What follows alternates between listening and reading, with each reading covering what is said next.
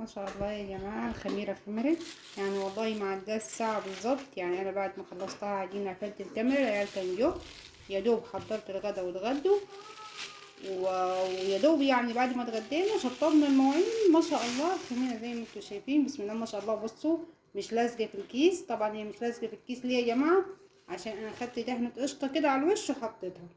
يعني بص لما تخلصي عجينة يا جماعة وانتي مش عايزاها يلصق في الكيس، اللهم صل على سيدنا محمد، يعني دهنة قشطة او سمنة او زيت او اي حاجة مش هيطلع معاك الكيس بالطريقة. يعني بص الكيس كان لاسق كده وبرده ما طلعش العجين لاسق فيها عشان دهنة القشطة اللي احنا حطيناها على الوش. على سيدنا محمد. طبعا وجهزنا الصواني. الصواني دي يا جماعة دي صواني صاج، يعني عندنا كده في البلد. الصواني دي قديمة قوي، يعني بقالها سنين، يعني من ايام الله يرحمها حماتي، فهي قديمة قوي. يعني في صواني متعتقة بصراحة بتبقى حلوة قوي في الخبيز. دي معمول من الصاج. طب هنقطع دلوقتي مع بعض عشان نقرص الفينو. هندهن بقى الصواني دي. بصي شوية زيت كده هندهن بقى كويس.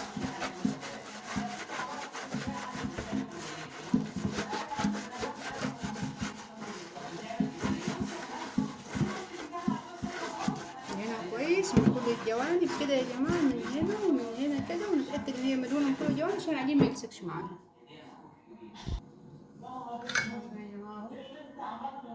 عندي خشبة كده بصراحة بستخدمها بعدين عليه. الخشبة دي انا دايما بستخدمها في العجين، ببقى طبعا غسلها كويس. وبعدين هنا برضو دهن زيت شميته، وبدهن ايدي كده زيت واقرص كده. بصوا العجينة بصراحة طرية جدا. هنعملها دلوقتي ايه؟ اللهم صل على سيدنا محمد. حتى الشبه برضو ان العجينة طرية جدا، فهندهنها برضو بالزيت الشبه بتاعتنا.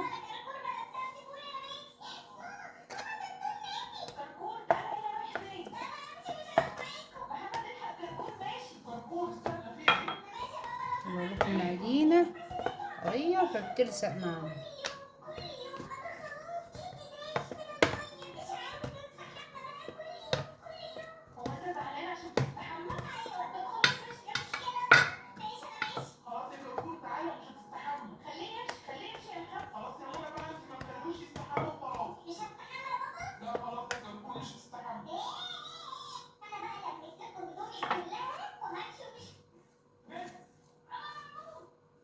او كده بقى يا جماعة احنا ايه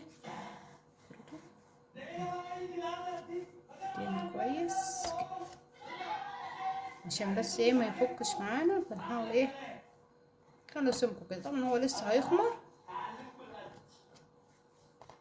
هنرص بقى في الصينية اللي احنا دهنينها. هنعمل واحد تاني بص كده مش كبير اوي. حتى انت تكبريه شوية كبريه. الصينية مدهونة زيت كويس، وادهن ايدي انا زيت كمان عشان ما يمسكش معايا.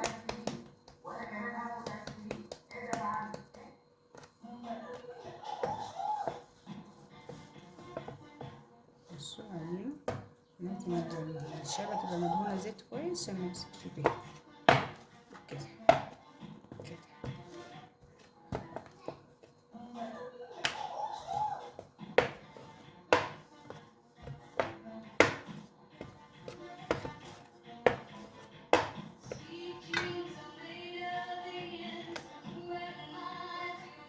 بصوا يا جماعة نحط كده.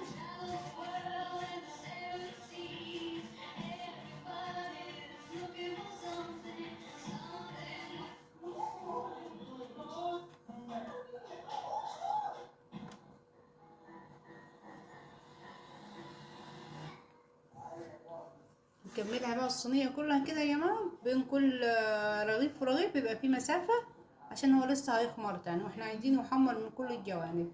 هنكمل الصينية بالطريقة دي اللي انتوا شفتوني بقطع بيها. وهقفل الكاميرا بس عشان ما اطولش عليكم، وهنفتحها بقى تاني لما نعمل شكل تاني. اتفضل يا استاذ، احلى واحده ستيك. بقول لك واحده يا استاذ، وانت سقطت ولا ايه؟ بقول لك واحده مش اتنين. ايه ده يا استاذ؟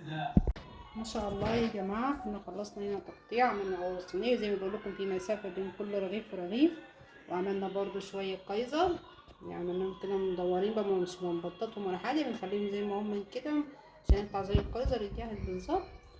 ودي برضو الصينية التالتة اهي، اللهم صل على سيدنا محمد. بس هنعمل كده حاجة بس من عندنا احنا عشان تزود له الطعم بس وتديله حمار. دي قشطة يا جماعة، دي معلقة قشطة، اللهم صل على سيدنا محمد. دايما انا يا جماعة بحب ازود احط على وش المخبوزات، يعني اي مكان هي احط ايه قشطة، دي بتديله حمار حلو بصراحة وبتديله طعم برضو. انتوا شايفين هندهن الصواني كلها عشان تدينا بس وش احمر. طبعا لو حابة تحطي اي حاجة على الوش، طبعا سمسم، حبة البركة، عايز تسيبيه سادة زي ما انا هعمل كده. اهم حاجة ان احنا نجربه في البيت ونشوف، يعني ان شاء الله باذن الله يطلع حلو كده. انا لسه اهو بجربه معاكم. اللهم صل على سيدنا محمد. هدهنه كله كده، وبعد ما هدهنه يا جماعه هسيبه يخمر زي ما هو كده على الرخام، هسيبه يخمر يعني لمده نص ساعه. الجو حر يعني مش محتاج اني اعمل تدفئه في الفرن او ادخله في فرن سخن، لا هو الجو دلوقتي حر، فهسيبه يخمر على الصواني. هنشوف بقى لما يخمر باذن الله هنشغل الفرن.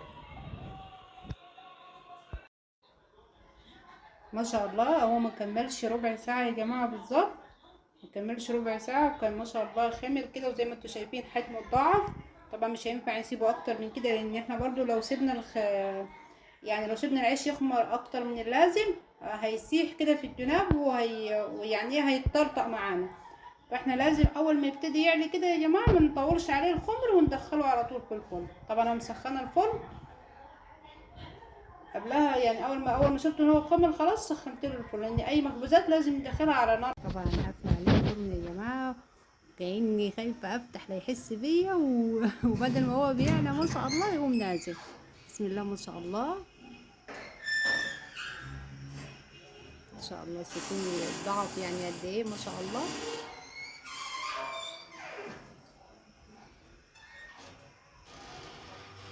شويه كده وهنغطي عليه.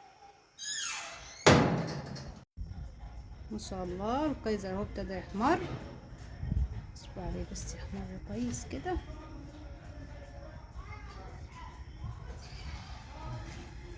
هنوطي بقى عليه من فوق طالما ابتدى يحمر كده يا جماعه، نوطي عليه.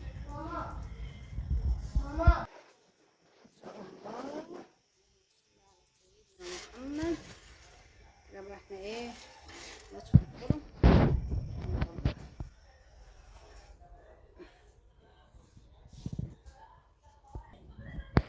اللهم صل على سيدنا محمد. شايفين القيزر يا جماعه؟ طبعا يا جماعه احنا زي ما بقول لكم ما نخلوش على الصواني، لازم نخليه على قماشه، وكمان من ده ما نكيسوش دلوقتي، ما نحطوش في اكياس خالص الا لما يتهوى. طبعا كلنا عارفين ان العيش لما يكون سخن لازم نهويه الاول، وبعد ما يتهوى ويبرد اللهم صل على سيدنا محمد بقى نكيسه في اكياس، هتخلي على قد الفطار والسندوتشات، والباقي نحطه في الفريزر طلع منه بالطلب. اللهم صل على سيدنا محمد وعلى اله وصحبه وسلم. يعني عايزه اقول لكم والله ان العيال فرحوا بيه جامد، والله انا وشغاله معاكم جابوا مربى وعملوا سندوتشات. هو كويس. يلا يا رب نول اعجابكم يا جماعه. السلام عليكم ورحمه الله وبركاته.